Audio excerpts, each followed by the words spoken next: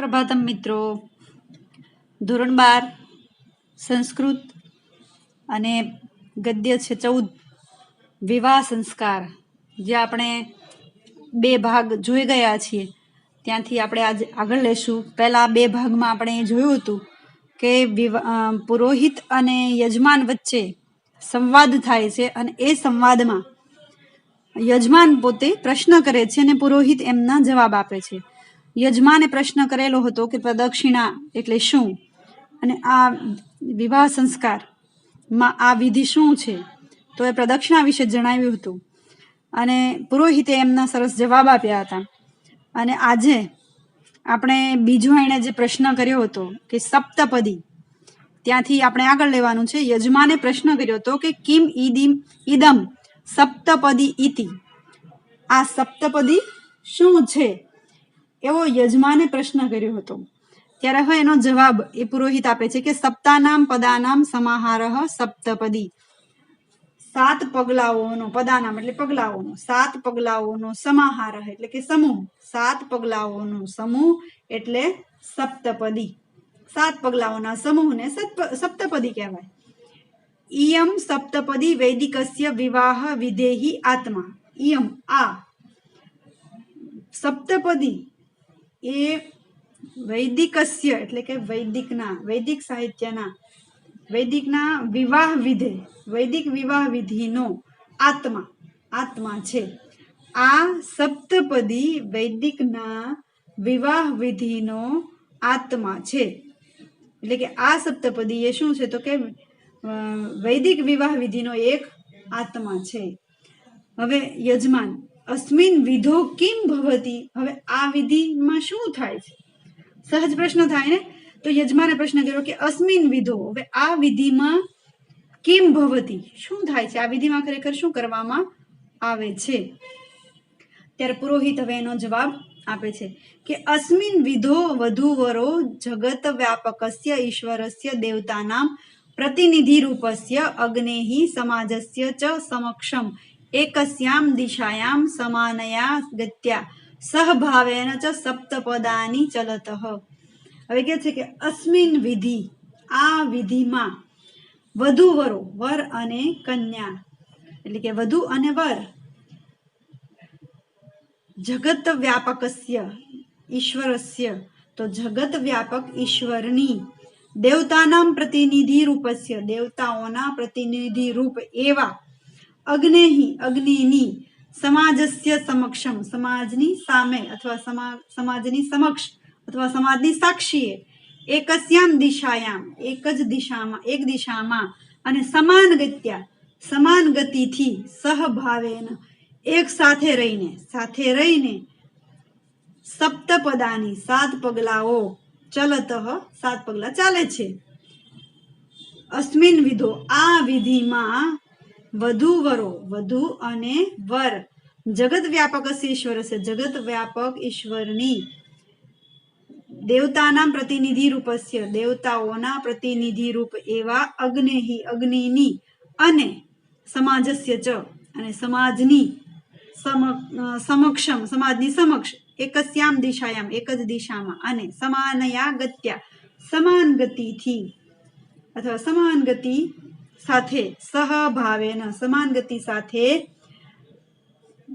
એક દિશામાં અને સમાન ગતિથી 7 પગલા, સપ્તપદાની ચલત એટલે 7 પગલા ચાલે છે. હવે આ વિધિમાં વર અને વધુ જગત વ્યાપક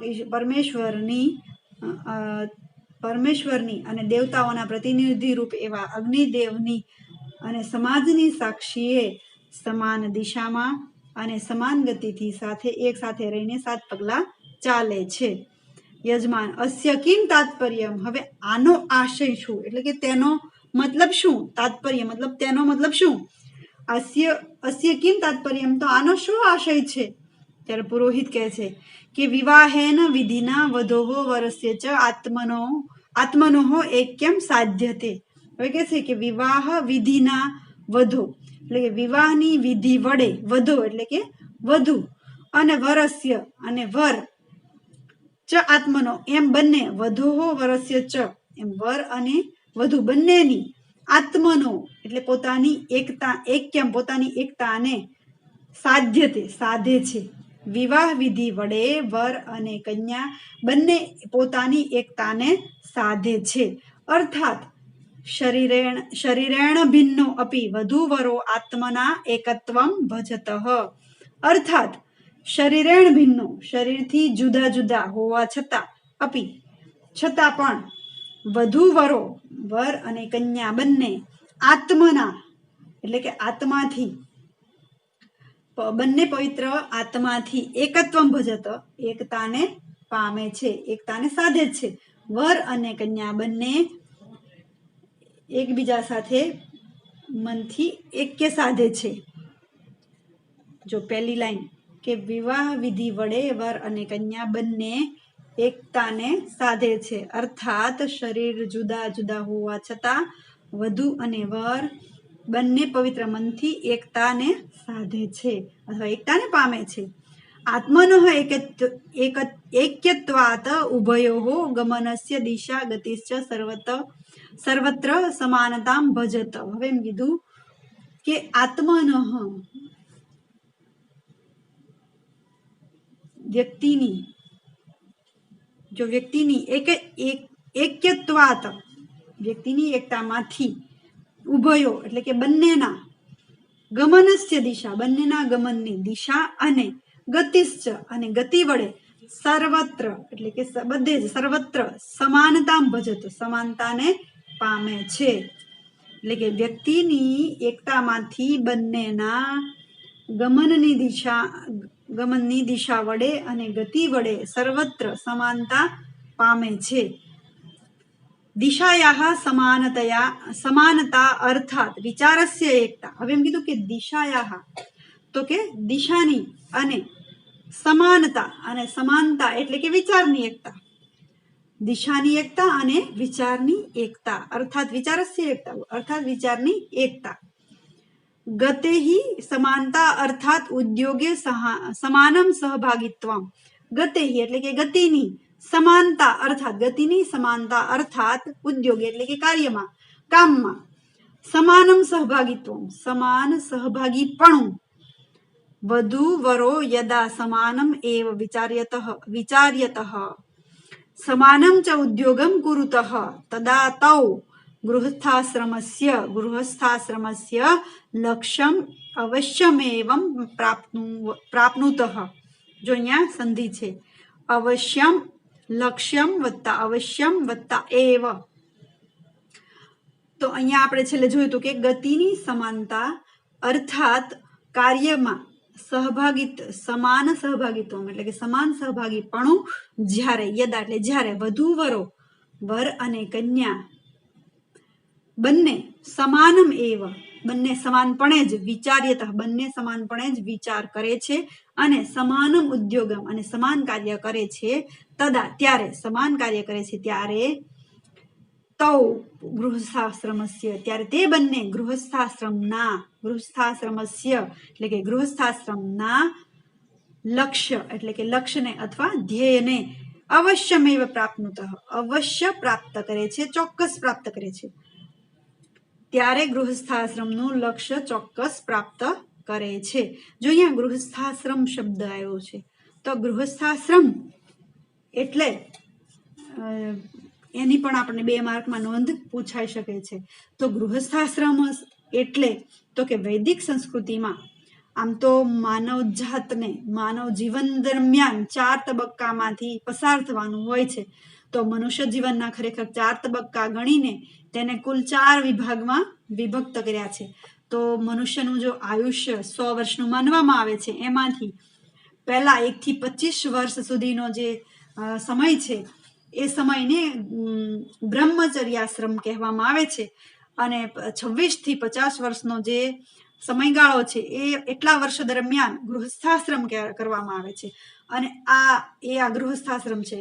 સાથે આપણે જોઈ લઈએ તો કે 51 થી 75 વર્ષ સુધીના વાનપ્રસ્થાશ્રમ તરીકે માનવામાં આવે છે અને 76 થી 100 વર્ષ સુધીનો જે વર્ષનો સમયગાળો છે એમાં સંન્યાસાશ્રમ માનવામાં આવે છે. હવે આમાં સૌથી ઉત્તમ અને શ્રેષ્ઠ ગૃહસ્થાશ્રમને માનવામાં આવે છે, કારણ કે એના આધારે જ અન્ય આશ્રમોમાં જે રહેલું હોય એનું પાલન પોષણ પણ થાય છે. એટલે કે જો મનુષ્યએ પોતે જે પહેલું 25 વર્ષનું જે બ્રહ્મચર્ય આશ્રમ છે એ આશ્રમ દરમિયાન શિક્ષણ પ્રાપ્ત કરવાનું હોય છે, અને ગૃહસ્થાશ્રમમાં પોતે કોઈ અન્ય સાથે જોડાઈને પોતાનું જીવન સારી રીતે સંપન્ન કરવાનું હોય છે, અને પ્રજોત્પત્તિ વગેરે કાર્યો કરવાના હોય છે.